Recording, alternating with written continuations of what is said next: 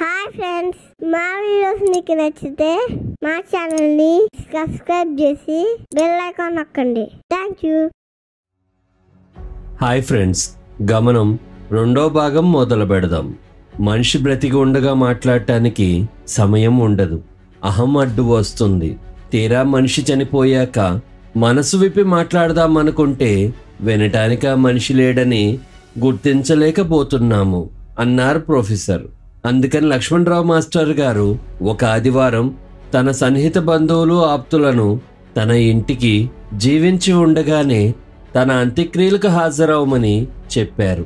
బంధువులు స్నేహితులు ఆయన ఇంటికి చేరి ఆయన గురించి చెప్తూ ఏడుస్తూ ఉంటే మాస్టర్ గారు కూడా వారితో కలిసి ఏడవటం నవ్వటం చేశారు. ప్రొఫెసర్ గారి జీవితం ఇలా పయనమవుతూ ఉంటే నా జీవితం ఆ సమయానికి ఏమైందో మీకు చెప్పాలి. కాలేజ్ పూర్తయిన తర్వాత నేను ప్రొఫెసర్ గారితో టచ్లో లేను. కాలేజీ సమయంలో నాకు పరిచయం ఉన్న వారందరితోనూ నేను టచ్లో లేను. కాలేజీలో చదువు పూర్తయిన తర్వాత నా జీవితంలోని ఆటుపోట్లు నన్ను పాషాణంగా మార్చేశాయి. చదువు పూర్తయిన తర్వాత నేను నూతన ఉత్సాహంతో ఏదో సాధించాలని హైదరాబాద్ చేరాను. నేను ఊహించిన ప్రపంచానికి, నేను చూసిన ప్రపంచానికి పోలిక లేదని గుర్తించటానికి నాకు ఎక్కువ సమయం పట్టలేదు. నా జీవితంలో 20 సంవత్సరాల పర్వం అద్దె కట్టుకోవడం, ఉద్యోగాల కోసం న్యూస్ పేపర్లు వెతకడంలో ఖర్చయిపోయింది. నా అదృష్టం కూడా ఒకరోజు నా జీవితాన్ని మలుస్తుందని, మంచి రోజులు వస్తాయని ఎదురు చూడసాగాను. నాకు జీవితంలో పెద్ద మ్యూజిక్ డైరెక్టర్ అవ్వాలని ఆశ ఉండేది. ఎన్నో క్లబ్బుల్లో ప్రొడ్యూసర్ల చుట్టూ నేను సంవత్సరాల తరబడి తిరిగి నా ఆశలు అడుగంటాయి. నేను కలిసిన ప్రతి మనిషి నేను కంపోజ్ చేసిన మ్యూజిక్ తప్పితే అన్నీ నచ్చేవి. నేను ఓటమి ఒప్పుకోక ఎన్నో సంవత్సరాలు ప్రయత్నం చేశాను. కానీ నా చుట్టూ ఉండే ప్రపంచం అంధకారంగా మారింది. ఇక నేను నా కోరికలను వదులుకుని నిరుత్సాహం, అసహాయతలో కూరుకుపోయాను. అదే సమయంలో నేను భరించలేని సంఘటన నా జీవితంలో చోటు చేసుకుంది. నా మేనమామ అంటే నా తల్లిగారి తమ్ముడు ఎవరైతే నాకు మ్యూజిక్ నేర్పించారో, నా కారు నడపడం, ఫుట్బాల్ ఆడటం అలా అన్నీ నేర్పించారో, ఎవరిని చూసినప్పుడల్లా నేను పెద్దయ్యాక నా మామయ్యలాగా అవుతాను అనేవాడినో, అలాంటి మామయ్య 44 సంవత్సరాల వయసులో ప్యాన్క్రియాటిక్ క్యాన్సర్ వలన చనిపోయారు. ఆయన చనిపోవటానికి ముందు సంవత్సరం నా పైన అపార్ట్మెంట్లో ఉండేవారు. ఆయన చివరి సంవత్సరం ఆయనతో నేను గడిపాను. ఆయన బలమైన శరీరం జబ్బుతో సూక్షించిపోవటం, రాత్రి పగలు ఆయన జబ్బుతో బాధపడటం నేను చూశాను. భోజనం చేసే సమయంలో ఆయన తన పొత్తిగడుపును గట్టిగా నొక్కుని కళ్ళు మూసుకుని బాధపడుతూ ఆ నొప్పితో ఓ భగవంతుడా అని ఏడ్చేవారు. ఆయన పక్కన నుంచుని నేను, మా అత్తయ్య, అలాగే మా మామయ్య 2 కుమారులు మౌనంగా ఆయన బాధను అర్థం చేసుకోవడం తప్ప ఏమీ చేయలేకపోయాం. అదే నేను జీవితంలో అనుభవించిన పెద్ద అసహాయ స్థితి, చేతకాని పరిస్థితి. ఒకరోజు నేను, మామయ్య బాల్కనీలో కూర్చున్నాం. ఆ రోజు రాత్రి చల్లని గాలి వీస్తున్నది. మామయ్య ఆకాశంలో తారల వైపు చూస్తూ పళ్ళు కొరుకుతూ, నా కుమారులు వచ్చే సంవత్సరం స్కూలుకి వెళ్ళటం నేను చూడలేనా అని బాధపడి నన్ను వారి మంచి చెడ్లు చూడమని అడిగారు మామయ్య. ఆ మాటలకు కట్టెలు తెంచుకునే దుఃఖంతో, మామయ్య అలా అనవద్దు, మామయ్య మీరు కోలుకుంటారు అని అంటూనే నేను బోరుమని ఏడ్చేశాను. ఈ సంఘటన జరిగిన కొన్ని వారాల తర్వాత మామయ్య కన్ను మూశారు. అంత్యక్రియల తర్వాత నా జీవితం పూర్తిగా మారిపోయింది. సమయం ఎంత విలువైనదో నాకు అర్థమైంది.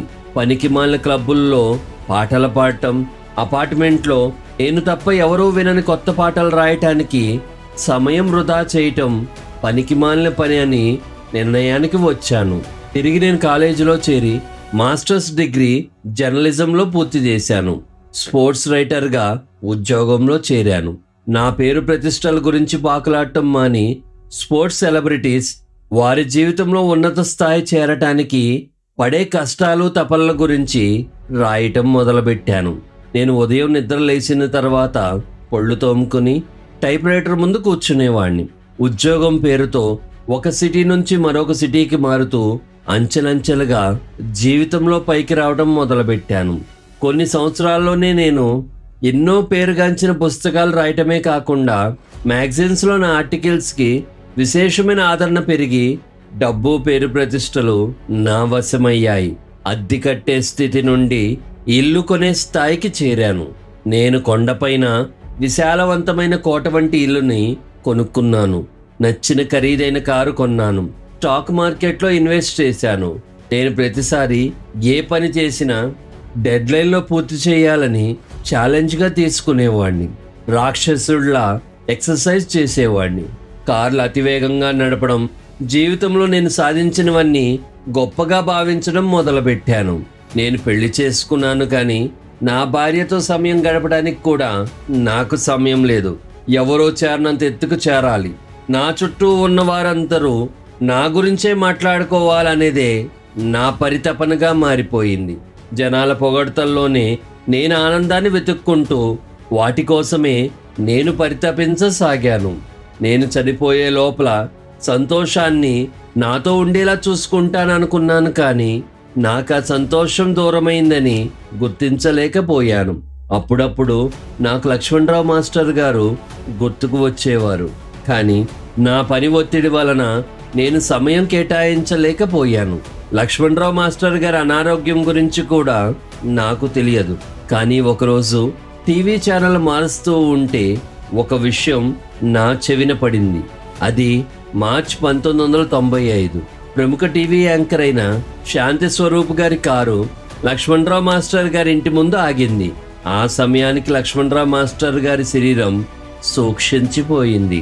ఆయన వీల్ చైర్కి అంకితం అయిపోయారు. ఆయన్ని హెల్పర్స్ కుర్చీలో నుండి మంచం మీదకి మారవటానికి నిరంతరం సహాయం చేస్తున్నారు. ఆయన శరీరం ఒక చిన్న బస్తాలాగా మారిపోయింది. ఆయన తినేటప్పుడు కూడా దగ్గుతూనే ఉండేవారు. ఆయనకి నవ్వటం కూడా ఎంతో కష్టంగా మారిపోయింది. ఆయన కాళ్ళు పూర్తిగా చచ్చుబడిపోయాయి.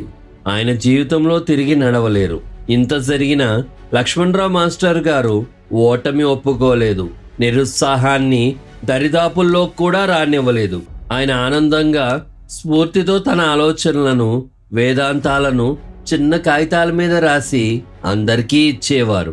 ఉదాహరణకు, నీవు చేయగలిగిన వాటిని, చేయలేని వాటిని ఒప్పుకోగలగటం ముఖ్యం. నీ గతాన్ని ఒప్పుకుని నీ గతంతో సంధి చేసుకో. నిన్ను నీవు క్షమించుకోవటం, అలాగే ఎంత పెద్ద తప్పు చేసినా ఎదుటివారిని క్షమించగలగటం ఉత్తమం. ఇలాంటివి కాగితం మీద రాసి ఇచ్చేవారు. ఇలాంటి కాగితాలు, వేదాంతాలు పెరగసాగాయి. లక్ష్మణరావు మాస్టర్ గారు రాసిన ఈ కాగితాలను సేకరించి ఆయన స్నేహితుడు రావు గారు ఆ కాగితాలను ఒక పత్రిక వారికి ఇచ్చారు. ఆ పత్రిక వారు లక్ష్మణరావు మాస్టర్ గారి జీవితం గురించి, ఆయన పరిస్థితి గురించి, ఆయన వేదాంతం గురించి వారి పత్రికలో ఒక శీర్షిక ప్రచురించారు. ఆ కథకు విశేషమైన ఆదరణ లభించింది. ఇది గమనించిన ఒక ప్రముఖ టీవీ ఛానల్ వారు లక్ష్మణరావు మాస్టర్ గారి ఇంటర్వ్యూ తీసుకోవటానికి శాంతి స్వరూప్ గారిని కెమెరామ్యాన్ ఇచ్చి పంపించారు. శాంతి స్వరూప్ గారు మాస్టర్ గారి ఇంటికి వచ్చేసరికి మాస్టర్ గారి ఇల్లు బంధుమిత్రులతో కిక్కెరిసిపోయింది. ప్రముఖ జర్నలిస్ట్ అవటం వలన గర్వంతో అక్కడికి చేరారు శాంతి స్వరూప్ గారు. ఆయన్ని చూడగానే లక్ష్మణరావు మాస్టర్ గారు, మీకు ఇంటర్వ్యూ ఇచ్చే ముందు నిన్ను నేను ఏకాంతంలో కొన్ని ప్రశ్నలు అడగాలి అని ఏకాంతంగా ఒక గదిలో కూర్చున్నారు. శాంతి స్వరూప్ గారు, అడగండి లక్ష్మణరావు గారు, మీ ప్రశ్నలు ఏమిటి అని అడిగారు. లక్ష్మణరావు గారు ఇలా అడిగారు, మీకు మనసుకు దగ్గరగా ఎవరు ఉంటారు అని అడిగారు. అందుకు శాంతి స్వరూప్ గారు, నా పిల్లలు అని సమాధానం చెప్పారు. లక్ష్మణరావు మాస్టర్ గారు అప్పుడు, శాంతి స్వరూప్ గారు, మీరు దైవాన్ని నమ్ముతారా అని అడిగారు. ఆ ప్రశ్న విన్న వెంటనే శాంతి స్వరూప్, ఇలాంటి విషయాలు నేను కొత్తగా పరిచయమైన వారితో చర్చించను అన్నారు. అప్పుడు లక్ష్మణరావు మాస్టర్ గారు పకపకా నవ్వి, శాంతి స్వరూప్ గారు, మీతో పరిచయం పెంచుకోవటానికి నా దగ్గర అంత సమయం లేదండి నేను చనిపోతున్నానని మర్చారా? సమాధానం చెప్పండి సార్ అన్నారు. శాంతి స్వరూప్ గారు నవ్వి, నాకు దైవం మీద నమ్మకం ఉందండి, అయినా మీరు నా షో చూస్తారా అని అడిగారు. అందుకు మాస్టర్ గారు, 1-2 సార్లు చూశాను అన్నారు. మీకు నా షో చూస్తే నా గురించి ఏమనిపించింది అని అడిగారు శాంతి స్వరూప్ గారు. అందుకు లక్ష్మణరావు మాస్టర్ గారు, మీరు నాకు కోపిస్ట్గాను చాదస్తం ఎక్కువ ఉన్న మనిషిగాను అనిపించారండి అన్నారు. ఆ మాటలు విని శాంతి స్వరూప్ గారు కడుపు చెక్కలయ్యేలాగా నవ్వారు. కొంత సమయం తర్వాత ఇంటర్వ్యూ మొదలైంది.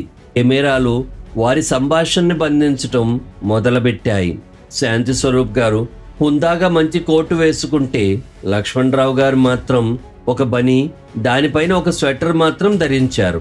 లక్ష్మణరావు మాస్టర్ గారు వీల్ చైర్లో కూర్చుని ఉండడం వలన కెమెరాలు నిర్జీవంగా మారిన ఆయన కాళ్లను చూపించలేకపోయాయి. ఇక్కడితో గమనం 2వ భాగం పూర్తయింది. మళ్ళీ వచ్చే భాగంతో కలుద్దాం. Bye friends.